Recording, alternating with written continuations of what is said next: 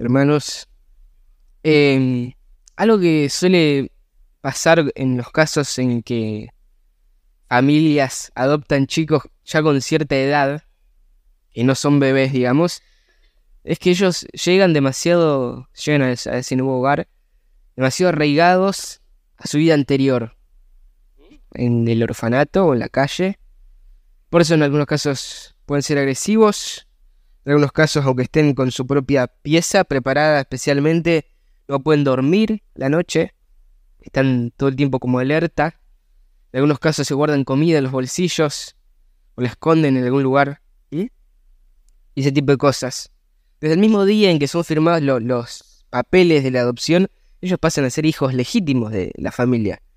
Pero muchas veces no comprenden enseguida todo lo que eso implica. No entienden inmediatamente todo el alcance de lo que implica su nueva vida. O es un cambio extremadamente rotundo, radical. Y con los cristianos sucede algo similar. Desde el momento en que nosotros hemos creído, hemos sido adoptados por Dios, hemos sido hechos nuevas criaturas, hemos adquirido una nueva naturaleza, una nueva identidad, una nueva vida, pero a nosotros nos cuesta entender eso. No tenemos el alcance de lo que todo eso implica. De manera que en muchos sentidos seguimos comportándonos como nuestra vida anterior. Y de alguna manera de esto es de lo que trata Pablo en esta carta que le escribió a los colosenses. Recordemos, pongámonos de nuevo en contexto. Pablo le escribe desde la cárcel a una iglesia que no conoce. Y por un lado les escribe con mucho gozo porque es evidente por los frutos que ellos habían recibido el Evangelio. ¿Y? El Evangelio se expandía por todo el mundo, transformándolo todo, dando frutos en muchos lugares al mismo tiempo. Y también estaba orando en la iglesia en Colosas. Entonces, por un lado, Pablo escribe con gozo, gratitud al Señor por ellos. Pero por otro lado, también les escribe con cierta preocupación porque hay ciertos patrones que indicaban que están empezando a permearlos falsas enseñanzas. Había diferentes filosofías, diferentes cosmovisiones que destilaban en falsas enseñanzas. En general, con respecto a todo lo que concierne a la santificación. La santificación, al crecimiento, a la naturaleza de la vida en Cristo, a la plenitud de la experiencia de Dios. Así que Pablo se ocupa de esto. Y lo primero que hace es establecer la doctrina correcta, establecer la cosmovisión correcta, y él va a la raíz. Como esas falsas enseñanzas acerca de la vida cristiana eran el resultado de todo un sistema de pensamiento equivocado ya desde su concepción, desde sus bases, la corrección tiene que ir a las bases también, tiene que ir a la raíz. Así que Pablo, antes que nada, les habla de Cristo. Pablo les explica a los colosenses que si tienen a Cristo entonces lo tienen todo, porque Él es la imagen del Dios invisible, Él es el supremo en toda la creación, Él es la cabeza de la iglesia. Todo existe y permanece por Él y en Él. En Él habita corporalmente la plenitud de la deidad. Él es el tabernáculo de Dios, Él es Dios habitando entre los hombres. En Él están escondidos todos los tesoros de la sabiduría y del conocimiento. Y en Él cada cristiano está verdaderamente completo. Y el conocimiento de esto, de quién es Él, de lo que Él ha hecho, es que provienen todas las verdaderas riquezas, el verdadero crecimiento, la verdadera madurez, la verdadera santidad, el verdadero gozo. Básicamente les dice que la plenitud y la experiencia de Dios, junto con todas sus riquezas y bendiciones, están en Cristo, y en ningún otro lugar más que profundo en Cristo, y que se minan cavando cada vez más profundo en el conocimiento de Él. Esa es la gran verdad que Pablo expone, alrededor de la cual gira toda la carta. Y después, en función de esa verdad, les advierte sobre esas filosofías que derivaban de esas falsas, digamos que derivan en esas falsas enseñanzas de manera específica, y él las refuta una por una. Entonces, primero les advierte del legalismo.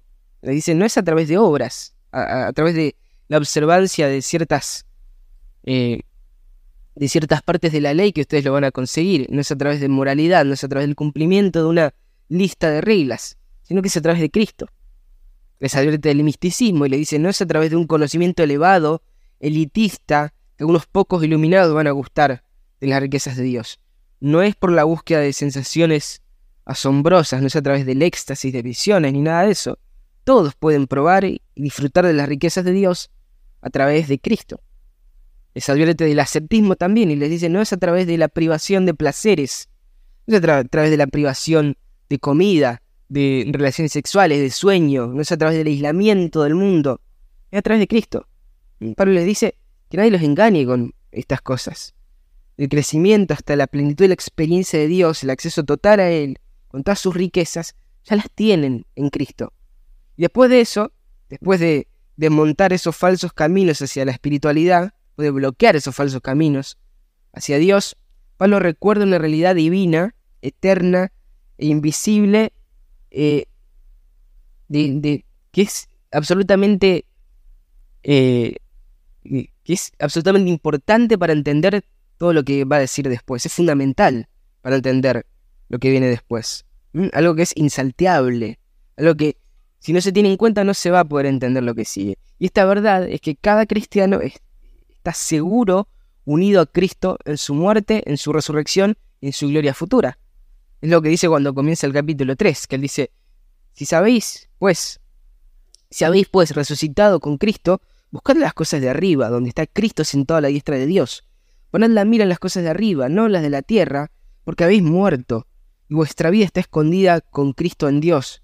Cuando Cristo, nuestra vida, sea manifestado, entonces vosotros también seréis manifestados en Él en gloria. Cada cristiano está seguro unido a Cristo en su muerte, resurrección y gloria futura.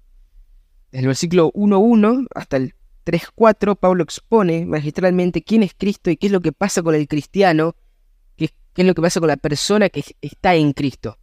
Y con todo esto en mente es que va a pasar a una sección bien práctica, a partir de ahora, que dice cómo es que luce la vida cristiana. Y lo va a hacer bajo la premisa de despojarse y vestirse. Antes de dar unas instrucciones específicas para cada tipo de relación, que es la última parte que tenemos en la carta, Pablo va a hablar en términos de despojarse y vestirse. Porque todo lo que estuvo hablando acerca de quién es Cristo y qué es lo que sucede con él, con el creyente en el Evangelio, resulta en esto, en una santificación progresiva, en el hecho de despojarse del viejo hombre, de las viejas vestiduras, y vestirse del nuevo hombre, de las nuevas vestiduras. Si una persona está unida al Supremo Jesucristo, entonces se ha unido a Él también en su muerte, y también en su resurrección y en su gloria futura. Entonces, consecuentemente, con la mirada puesta en la gloria futura, el cristiano debe despojarse del viejo hombre, que está muerto junto con Cristo, crucificado, y vestirse del nuevo hombre, que ha resucitado junto con Cristo. De esto se trata el crecimiento. Así es como funciona la santificación. Hay un proceso de despojarse y vestirse que se traduce en obras concretas, pero que deriva de la supremacía de Cristo y de lo que ha sucedido en la naturaleza del creyente a través de él, en el Evangelio. Como, en definitiva, termina corrigiendo las falsas enseñanzas desde la raíz, como les había dicho. Entonces, ahora mismo nosotros nos encontramos en este momento. Pablo ya habló de la naturaleza suprema de Cristo, ya habló de lo que sucede con el creyente cuando está unido a Él, que también está unido a su muerte y a su resurrección, y ahora, un pasito antes de pasar a las instrucciones puramente prácticas, les explica cómo funciona esto de despojarse y vestirse. Por eso Pablo, en las instrucciones finales, habla de hacer cosas y habla de privarse de cosas sin que éstas sean legalismo, ni ascetismo, ni nada de eso. Porque esas obras de las que habla al final, en definitiva, son el fruto del Evangelio, son el resultado de vivir consecuentemente a la realidad de la supremacía de Cristo que en el Evangelio ha obrado en la naturaleza misma del creyente. Es el resultado de vivir consecuentemente a la realidad de que el que está en Cristo fue unido a Él y por tanto ha muerto y ha resucitado junto con Él. Por lo que ahora progresivamente y en un proceso que va a durar toda su vida, se va despojando del viejo hombre, de las viejas vestiduras, y se va vistiendo de las nuevas vestiduras. Que las obras del cristiano sean frutos o simplemente sean legalismo, depende de esto, de dónde surgen. Y me tomé el tiempo para ponerlos bien en contexto, hermanos, porque es el énfasis de la carta porque es fundamental para entender todo lo que resta. Entonces, ahora mismo estamos en el momento previo a las instrucciones prácticas, cuando Pablo nos explica que estas van a ser el resultado de despojarse y de vestirse en base a la unión a Cristo. El domingo pasado hemos visto la parte de despojarse, es lo que ha predicado el pastor Carlos, despojarse las viejas vestiduras manchadas, viciadas de pecado. Y hoy en nuestro texto vamos a ver qué dice respecto a vestirse de las nuevas vestiduras. Colosenses 3, versículo 12 en adelante. Dice: Entonces, ustedes, como escogidos de Dios, santos y amados, revístanse de tierna compasión, bondad, humildad, mansedumbre y paciencia, soportándose unos a otros y perdonándose unos a otros si alguien tiene queja contra otro. Como Cristo los perdonó, así también háganlo ustedes. Sobre todas estas cosas, vístanse de amor, que es el vínculo de la unidad. Que la paz de Cristo reine en sus corazones, la cual en verdad fueron llamados a un solo cuerpo, y sean agradecidos. Que la palabra de Cristo habite en abundancia en ustedes, con toda sabiduría, enseñándose y amonestándose unos a otros con salmos, himnos y canciones espirituales, cantando a Dios con acción de gracias en sus corazones. Y todo lo que hagan, de palabra o de hecho, háganlo todo en el nombre del Señor Jesús, dando gracias por medio de Él, a Dios el Padre. Amado Señor, te agradecemos por tu palabra, Señor.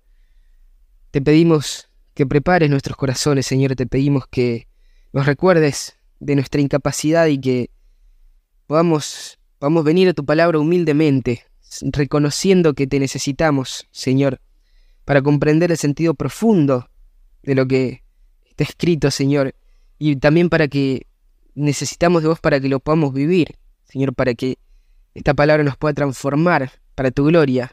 Ese es el punto en definitiva, Señor, y te pedimos que nos ayudes en esto. En el nombre de Jesús, amén.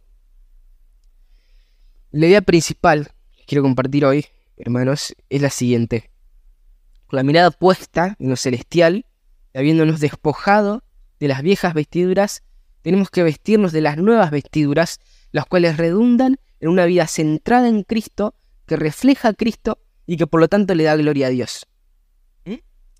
Con la mirada puesta en lo celestial y habiéndonos despojado de las viejas vestiduras, debemos vestirnos de las nuevas vestiduras, las cuales redundan en una vida cristocéntrica, que refleja a Cristo en la tierra y que le da gloria a Dios.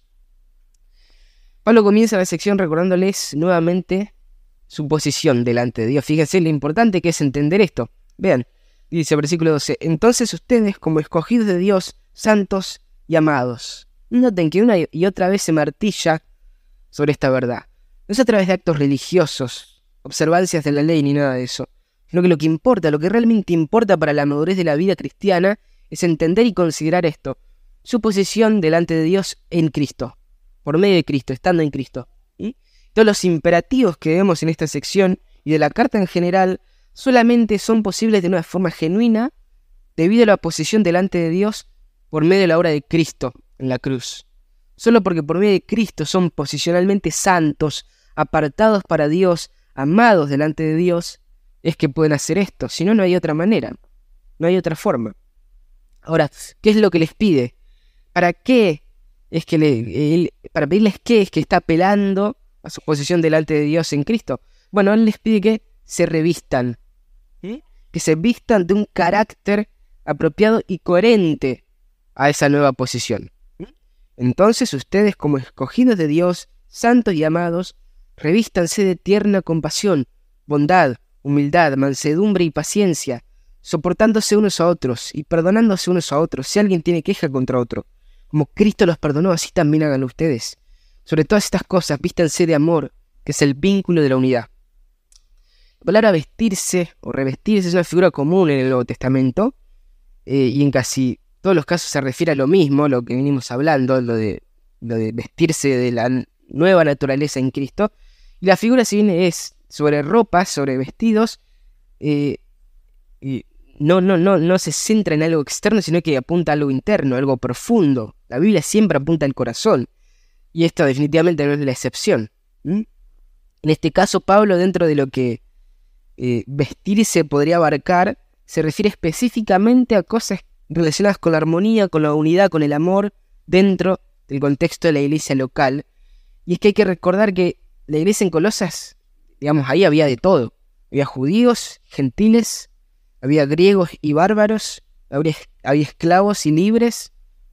Y a esto se le suma ese exclusivismo o ese elitismo que generaban los falsos maestros con sus diferentes falsas enseñanzas. Entonces, lo primero a lo que apunta Pablo como parte de estas vestiduras nuevas es que transforman el carácter. Él apunta a una transformación del corazón que, teniendo en cuenta este contexto particular de los colosenses, en ello va a resultar en unidad.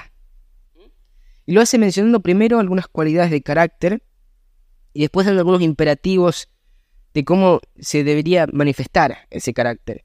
Primero dice, revístanse de tierna compasión. Y esto habla de misericordia.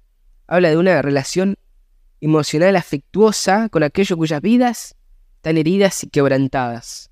Es una palabra que está en griego, pero es un hebraísmo, que conforme a la manera hebrea, judía, de pensar las cosas, trae la idea de una conmoción desde lo profundo. Habla de las entrañas de misericordia, sería literalmente. Es una compasión profunda desde el corazón, intensa, apremiante. Y es lo que nosotros vamos a poder ver en toda esta descripción de carácter de estas nuevas vestiduras, es que Cristo es el ejemplo supremo en cada punto. Y ver a Cristo nos va a ayudar a entender mejor qué significa cada cualidad de carácter el cual se nos demanda vestirnos. En cuanto a la palabra original que usa Pablo es la misma que está en el texto que dice que Jesús miró las multitudes y tuvo compasión. ¿Sí? Él veía a las personas de una manera en que nosotros no solemos verlas. Hermanos, él veía a las personas y veía su imperiosa y su urgente necesidad espiritual. El Señor vio las multitudes y se conmovió.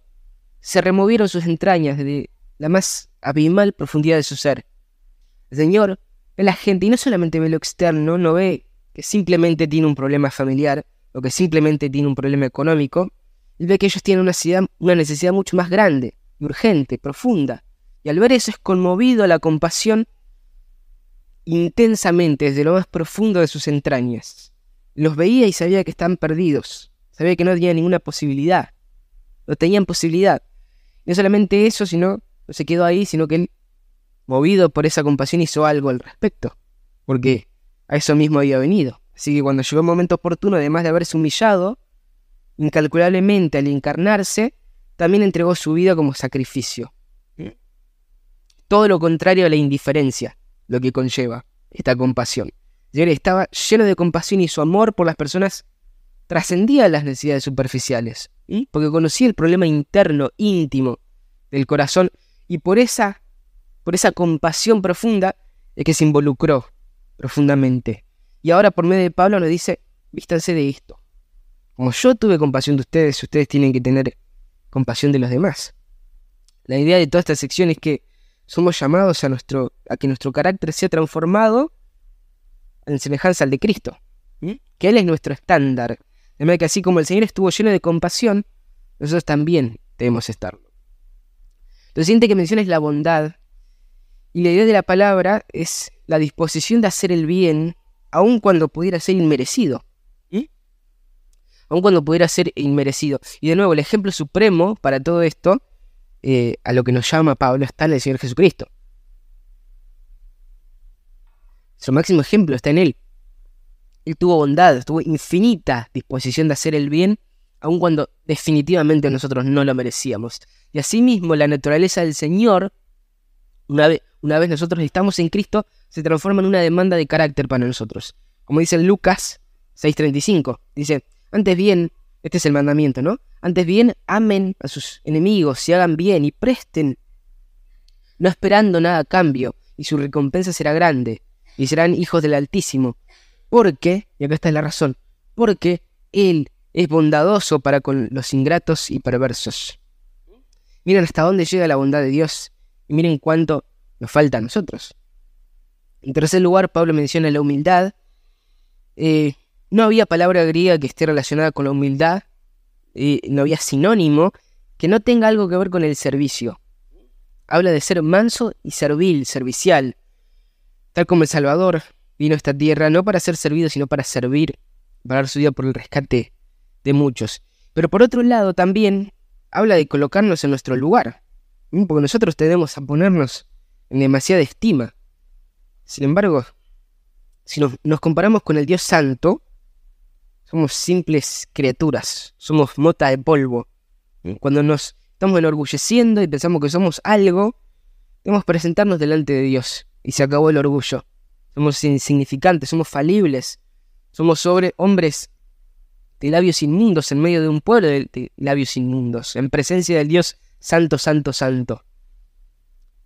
Y por otro lado, si nos comparamos con los demás, somos portadores de la imagen de Dios, igual que los demás, distorsionada o en proceso de restauración, pero en definitiva, todos portamos la imagen de Dios, eso es lo que vemos en la palabra. Nadie es más que nadie por su nivel intelectual, ni por su apellido, ni por su dinero, ni por nada. En este sentido, la persona con más poder y autoridad en la tierra tiene el mismo valor intrínseco que el más pobre, el más ignorado y olvidado. Porque la dignidad del ser humano radica en el hecho de que Dios lo ha hecho portador de su imagen. Y en eso todos somos iguales. Un autor dijo que la humildad es el antídoto contra el amor propio. Que muchos ahora hablan de amor propio y de que te tenés que sanar y tenés que aprender a perdonarte y aceptarte y que te necesitas amarte más. Bueno, eso es una locura. Si hay algo que nos sobra, es amor propio.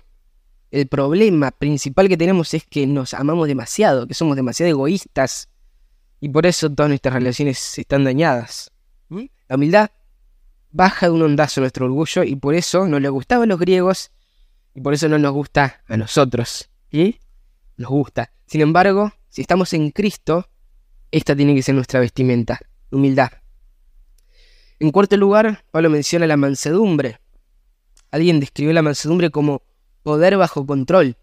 No implica la incapacidad, en el sentido de no tener fuerza para reaccionar ante la provocación, sino que implica la capacidad de poder detenerse ante la provocación.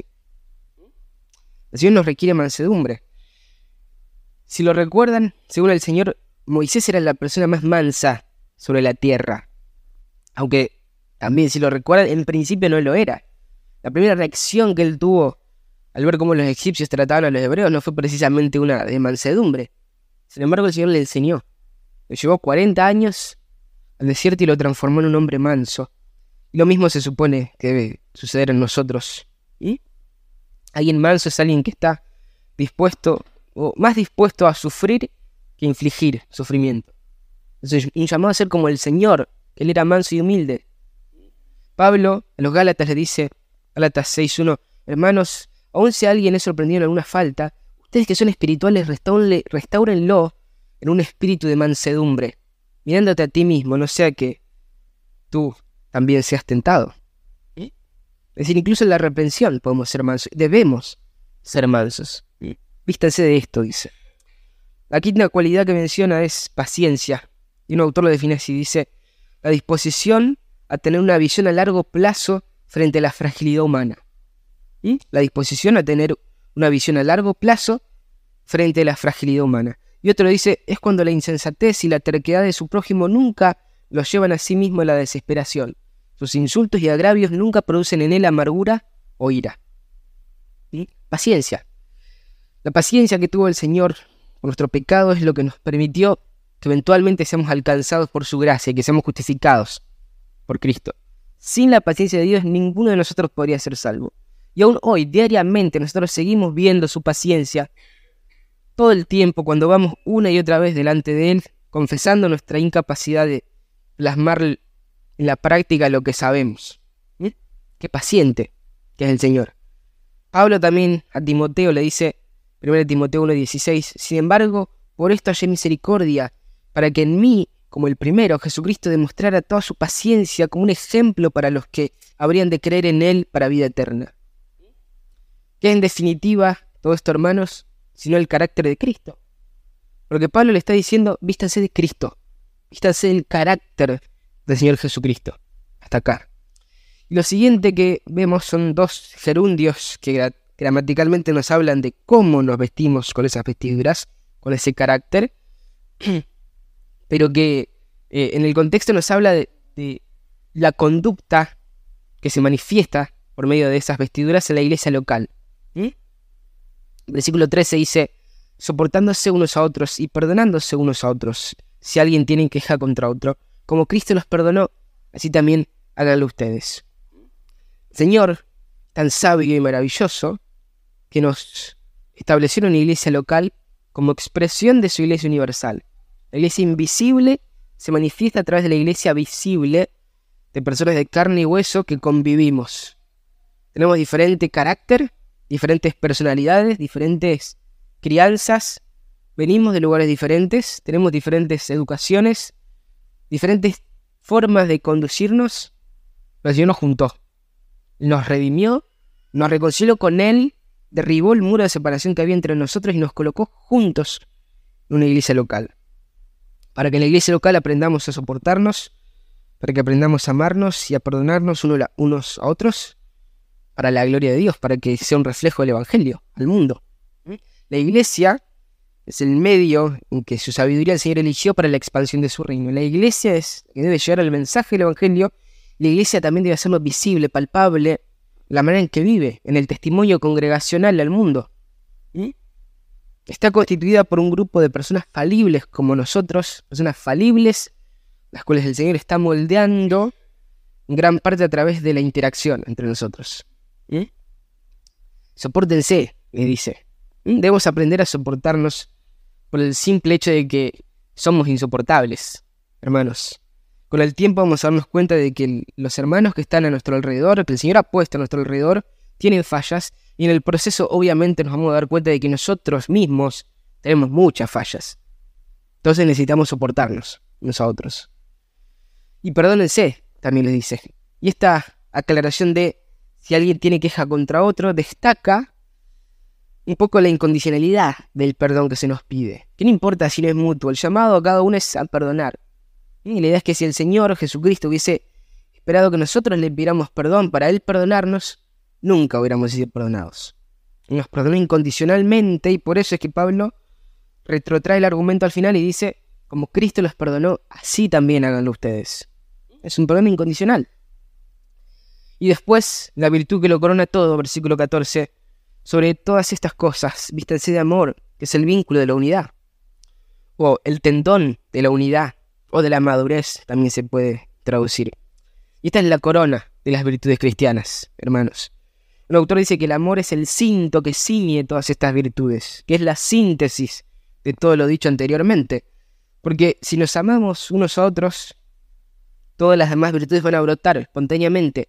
Si no nos amamos unos a otros por otro lado, todos los esfuerzos que nosotros hagamos para manifestar todas esas otras virtudes van a ser completamente en vano.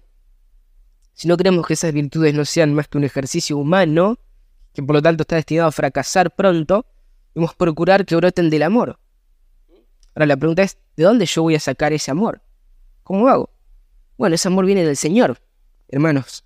Juan, en 1 Juan, capítulo 4, versículo 7 en adelante, dice, amados, amémonos unos a otros, porque el amor es de Dios, y todo el que ama es nacido de Dios y conoce a Dios.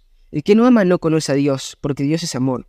En esto se manifestó el amor de Dios en nosotros, en que Dios ha enviado a su Hijo unigénito al mundo para que vivamos por medio de Él. En esto consiste el amor. No en que nosotros hayamos amado a Dios, sino en que Él nos amó a nosotros y envió a su Hijo como propiciación por nuestros pecados. Amados, si Dios así nos amó, también nosotros debemos amarnos unos a otros. Y el Señor también dijo, en esto conocerán que son mis discípulos, si tienen amor unos por otros.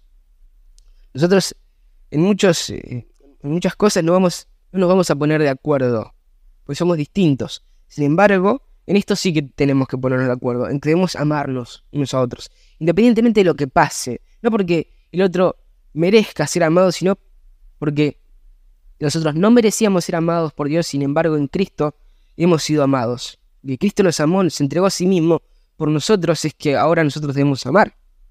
Esa es la razón, esa es la motivación. Esto es lo que Pablo tenía en mente al hablar a los colosenses. Este grupo de hermanos diverso, de diversas culturas, de diversos trasfondos, de diversas posiciones sociales, les dice que deben vestirse de Cristo, cuya virtud corona es el amor. Imaginen a un judío escuchando la lectura de esta carta por primera vez, que le están diciendo, vos judíos que le decían perros a los gentiles, tenés que vestirte de compasión, de mansedumbre, de humildad con tu hermano gentil. O vos esclavo, tenés que ser paciente con tu amo. O vos amo, tenés que ser manso con tu esclavo. Que de hecho, más adelante Pablo va a dar estas instrucciones exactamente de este tipo en cuanto a las relaciones. Pero el asunto es que lo que Pablo está mencionando como implicaciones de lo que es vestirse con las nuevas vestiduras era algo contracultural. Era diferente a lo que ellos estaban acostumbrados. Él les pedía que se amen a grupos que estaban extremadamente enemistados. Entre judíos y gentiles había una amistad que era profunda, hostil. ¿Mm? Lo mismo pasaba entre griegos y bárbaros, ¿sí? Necesitan vestirse de Cristo, les dice Pablo. Vístanse de Cristo, vístanse de amor. Y así entonces van a brotar como consecuencia lógica entrañable misericordia, humildad, mansedumbre, paciencia. Nos vamos a soportar y nos vamos a perdonar de una mejor manera. Y esta manifestación de las virtudes cristianas en la práctica va a ser la evidencia de que somos personas distintas en un mundo que está absolutamente corrompido. Esa unidad, en medio de la diversidad, esa unidad manifestada en estas virtudes, que a su vez están ceñidas por el vínculo perfecto que es el amor, va a ser la evidencia de que el Evangelio es real, va a ser la evidencia de que el Evangelio transforma. Como el Señor dijo en su oración intercesora en Juan 17, 20 en adelante, pero no ruego solo por estos, sino también por los que han de creer en mí por la palabra de ellos, para que todos sean uno. Como tú, oh Padre, estás en mí y yo en ti, que también ellos estén en nosotros, para que el mundo crea que tú me enviaste. La gloria que me diste les has dado, para que sean uno, así como nosotros somos uno, yo en ellos y tú en mí, para que sean perfeccionados en unidad, para que el mundo sepa que tú me enviaste, y que los amaste tal como me has amado a mí. A partir de ahora, va a seguir hablando de las evidencias de las nuevas vestiduras, pero en la mención de estas evidencias se va a hacer sumamente evidente una verdad, que las nuevas vestiduras resultan en una vida centrada en Cristo. Las nuevas vestiduras se tratan básicamente de vivir conforme a la unión con Cristo, es vestirse del carácter de Cristo en base a una nueva posición que tenemos en Cristo, y los resultados, lógicamente, va a ser una vida dirigida por Cristo y centrada en Cristo. Va a ser una vida cristocéntrica. Es el resultado práctico del Evangelio en la vida del creyente, el resultado de vestirse de las nuevas vestiduras, es una vida cuyo eje es Cristo. Y esto está muy claro al hablar, en primer lugar, de la vida del cristiano como una vida que está gobernada por la paz de Cristo. En el versículo 15 dice que la paz de Cristo reine en sus corazones, en la cual en verdad fueron llamados en un solo cuerpo, y sean agradecidos. La palabra reinar aparece ahí, se refiere a un árbitro. Hace referencia a aquel que define quién gana y quién pierde. El árbitro, ¿no? Porque el punto es que el criterio por el cual nos movemos y juzgamos y decidimos ya no tiene que ser el propio, sino que tiene que ser la paz de Cristo. Que la paz de Cristo reine en sus corazones. Ahora el tema es a qué se refiere con la paz de Cristo. Bueno, en la Biblia podemos identificar al menos tres aspectos, tres facetas sobre esto. En primer lugar, en Cristo nosotros tenemos paz con Dios. Romanos 5.1 dice, por tanto, habiendo sido justificados por la fe, tenemos paz para con Dios por medio de nuestro Señor Jesucristo. Antes éramos sus enemigos, pero por medio de Cristo hemos sido reconciliados y ahora tenemos paz con Él. En otro sentido, el Señor también dijo en Juan 14.27, la paz les dejo, mi paz les doy. No les doy a ustedes como el mundo la da. No se turbe su corazón ni tenga miedo. Y en Filipenses también dice, la paz de Dios, que sobrepasa todo entendimiento, guardará sus corazones y sus mentes en Cristo Jesús. Entonces hay un sentido de paz en cuanto al temor, en cuanto al miedo. Y en tercer lugar, un tercer sentido, no solamente tenemos paz con Dios y disfrutamos de la paz de Dios, sino que también hemos sido reconciliados entre nosotros y hay paz entre nosotros. Por medio del Evangelio, las enemistades, las paredes de separación que había entre nosotros han sido derribadas, como el pasaje de Efesios que mencionamos recién. Efesios 2.14, adelante dice, porque Él mismo es nuestra paz, y de ambos pueblos hizo uno, derribando la pared intermediaria de separación, poniendo fin a la enemistad en su carne, la ley de los mandamientos expresados en ordenanzas, para crear en Él mismo de los dos un nuevo hombre, estableciendo así la paz, y para reconciliar con Dios a los dos en un cuerpo por medio de la cruz, habiendo dado muerte en ella a la enemistad. Y si tenemos en cuenta el contexto histórico de los colosenses que mencionamos recién, esa diversidad, tanto como el contexto inmediato del argumento que se está desarrollando, lo más probable es que este último sea el enfoque de Pablo ahora al hablar de la paz de Cristo en este texto. Él continúa hablando de las relaciones unos con otros en el contexto de la iglesia local. Pablo dice que esta paz de Cristo tiene que ser el factor que reine, que arbitre, que el árbitro que decida, que discierna, que elija nuestro curso de acción, tiene que ser la paz de Cristo. Un autor dice, sin sacrificar nuestros principios, los creyentes debemos relacionarnos unos con otros de una forma tal que facilite y demuestre la paz que Jesucristo aseguró para nosotros en la cruz. El árbitro, el guía de nuestros rumbos y decisiones, no es nuestro corazón. No siempre que sientas paz en tu corazón estás tomando la decisión correcta. El corazón es engañoso. Pablo no está hablando de paz interior. Está diciendo que el criterio para tomar decisiones debe ser pensado en aquello que contribuya a la paz y a la edificación mutua. O somos un cuerpo. Porque cuando somos llamados a salvación, somos llamados a través de la iglesia para que pasemos a ser miembros de la iglesia, para que pasemos a ser miembros de un cuerpo. Por eso dice que la paz de Cristo reine en sus corazones, a la cual en verdad fueron llamados en un solo cuerpo, y sean agradecidos. La sangre de Cristo que ha comprado nuestra justificación, nuestra reconciliación, la sangre es la sangre también que ha comprado nuestra unidad, la unidad para su pueblo. Y es nuestra responsabilidad cuidar y ocuparnos proactivamente de esa unidad. No significa que vamos a hacer vista gorda a los pecados, de hecho todo lo contrario. Más adelante se nos manda a amonestarnos unos a otros. Pero incluso esto, hermanos, incluso la amonestación, cuando es genuina, está derivada justamente de ese criterio de promover la paz, la unidad y la edificación del cuerpo. Porque hacer la vista gorda no promueve la paz, porque el pecado crece y daña, y amonestar con motivaciones equivocadas sin tener la paz de Cristo en mente va a terminar siendo un despropósito. Entre nosotros van a surgir dificultades, van a surgir desacuerdos, vamos a tener conflictos y problemas, porque todavía hay pecado en nosotros. Pero cuando estas cosas lleguen, nosotros debemos traer a nuestra mente esto: que la paz de Cristo reine en nuestros corazones. Que lo que yo diga o no diga, o lo que haga o no haga en esas ocasiones, esté filtrado por la paz y la unidad de Cristo en el cuerpo. Cuando lleguen esos momentos, debemos preguntarnos qué es lo que preserva y promueve la paz, la unidad y la edificación del cuerpo. Y no solamente cuando lleguen esos momentos, todo el tiempo. Activamente, intencionalmente, debemos procurar que la paz de Cristo reine en nuestros corazones. Un poco nuestra carne, nuestro corazón es perverso, es engañoso, como dijimos. Si no estamos cultivando activamente estas virtudes, cuando no somos intencionales en vestirnos de las nuevas vestiduras, vamos a estar actuando para lo contrario. Y podemos estar convencidos de estar yendo en pos del bien cuando en realidad estamos sembrando dudas y división. Que la paz de Cristo reine en sus corazones, en la cual en verdad fueron llamados a un solo cuerpo, y sean agradecidos. Ahora, esta vida cristocéntrica, que resulta de revestirse con las nuevas vestiduras, no solamente se caracteriza por corazones gobernados por la paz de Cristo, sino que también se caracteriza por estar saturada por la Escritura, por la palabra de Cristo. Que la palabra de Cristo, dice el versículo 16, que la palabra de Cristo habite en abundancia en ustedes, con toda sabiduría, enseñándose y amonestándose unos a otros con salmos, himnos y canciones espirituales, cantando a Dios con acción de gracias en sus corazones. La palabra de Cristo debe abundar ricamente en su iglesia.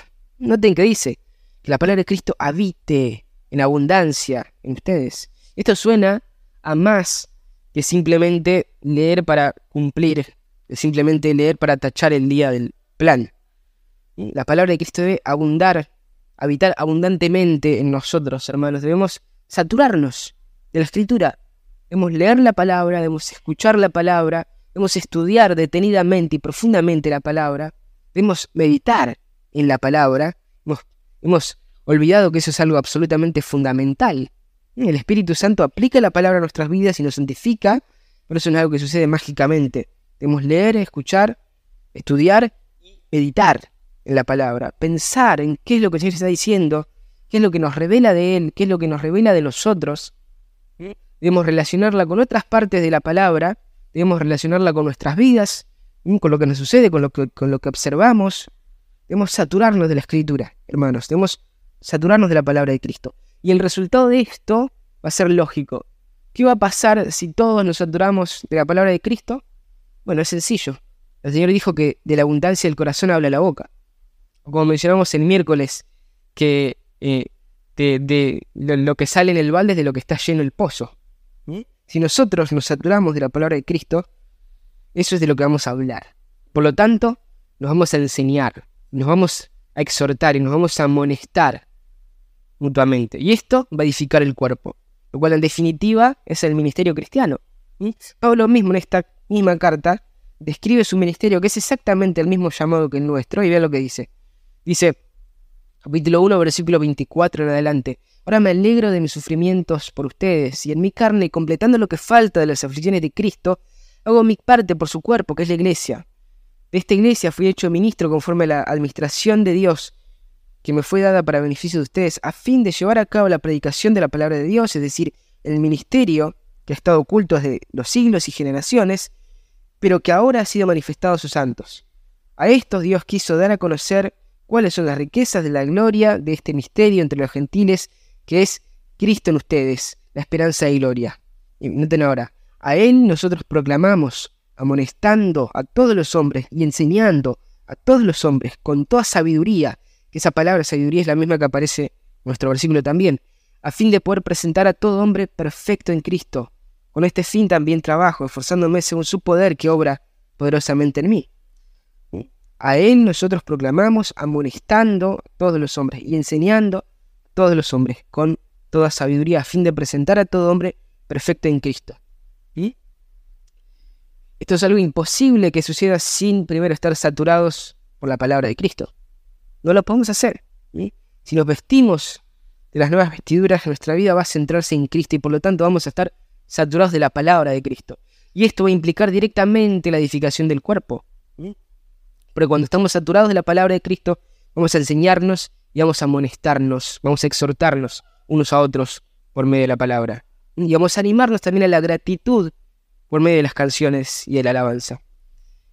Que la palabra de Cristo habite, que haga morada ricamente, abundantemente en nosotros, hermanos. Que nos inunde, que llene cada rincón de nuestro ser, que nos saturemos de la palabra de Cristo para que rebose de nosotros y que se manifieste en nuestra enseñanza y nuestra amonestación mutua para cumplir con el llamado que hemos recibido de presentar a nuestros hermanos perfectos en Cristo. Por último, la vida que se viste con las nuevas vestiduras y que por lo tanto resulta en una vida centrada en Cristo, en definitiva, es una vida que glorifica a Dios. Versículo 17 dice, y todo lo que hagan, de palabra o de hecho, hágalo todo en el nombre del Señor Jesús, dando gracias por medio de Él a Dios, el Padre. Como hemos estado diciendo, hermanos, el vestirse de las nuevas vestiduras es vestirse de Cristo. Y conforme al gran esfuerzo de Pablo de que esto quede claro, no se trata de aplicar todas estas cosas que vimos de manera superficial. Porque de hecho sería imposible. Pueden intentar, se pueden esforzar, pero se van a frustrar, porque no se puede.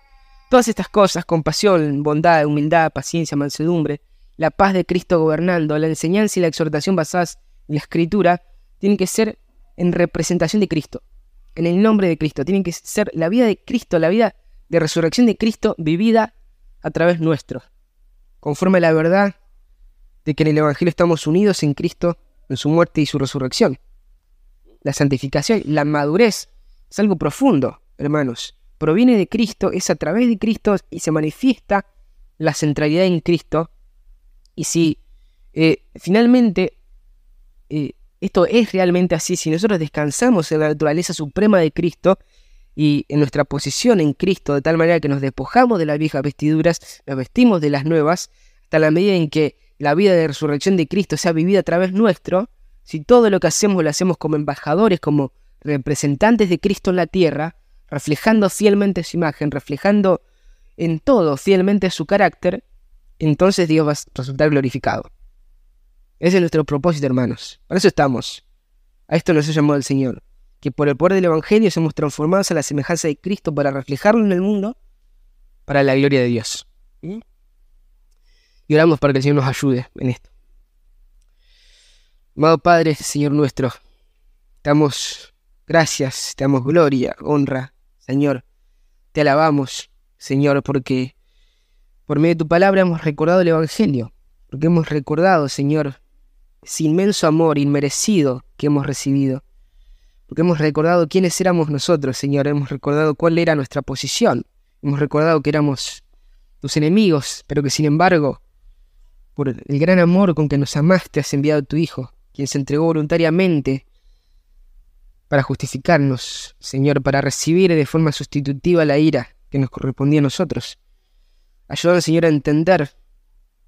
Sabemos que nunca nuestra mente es demasiado finita para entender la grandeza y la profundidad de esto, pero sabemos que podemos crecer más de lo que ahora entendemos, en el entendimiento. Y te pedimos, Señor, que nos permitas eso, que nos permitas ahondar más en todas las implicancias y la profundidad de lo que ha sucedido en el Evangelio, para que veamos cuán glorioso sos, para que entendamos, Señor, cuál es nuestra naturaleza en Cristo ahora, cuál es nuestra posición delante tuyo por medio de Cristo, para que podamos ser santificados, Señor, para que nos libremos de hacer cosas simplemente por nuestras fuerzas y una forma legalista, y que podamos realmente ser conformados a la imagen de tu Hijo para tu gloria, Señor.